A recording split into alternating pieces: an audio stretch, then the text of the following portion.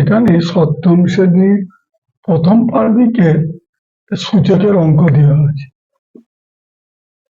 কি দেওয়া আছে?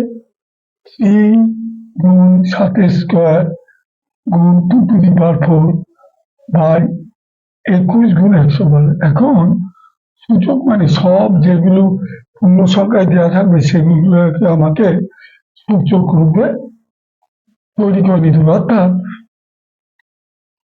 2 এর কিউব, 2 স্কোয়ার, 5 এর কিউব এইভাবে করতে হবে।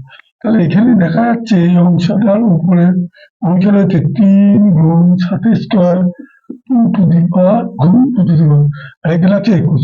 তাহলে 21কে যদি ভাঙি তাহলে 3 7 21 7, আর 112কে যদি ভাঙি তাহলে 112 মানে 7 গুণিতক 16।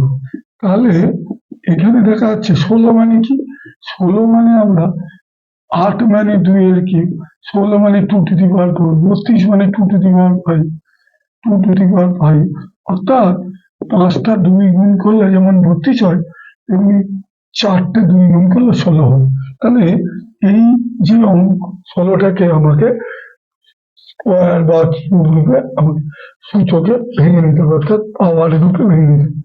সবসময় দেখতে হবে এই সূচক অঙ্ক করার সময় মৌলিক সংখ্যা স্কোয়ার, কিউব, 4 এই রূপে করতে হবে।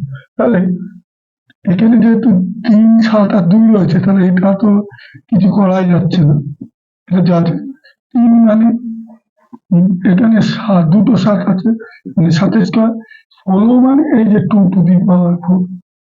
তাহলে এখন আমরা জানি যদি বেস 1 থাকে, অর্থাৎ কোনো অঙ্কে যদি a⁴ a⁴ বা a⁴, অর্থাৎ এইখানে এই বেস ভূমিটা 1, তাহলে সূচকের নিয়মে এইটা ভাগ হয়ে যাবে। তাহলে a⁴ 7 - 4, তাহলে a⁴ 3 হবে।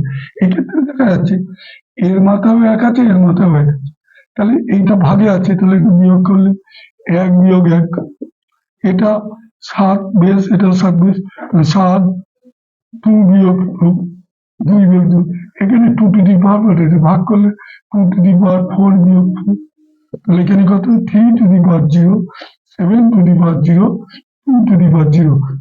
কোনো কিছু পাওয়ার 0 হলে সূচকের নেমে a⁴0 মানে 1, 100⁴0 মানে 1, অর্থাৎ এই তিনটের মানে 1।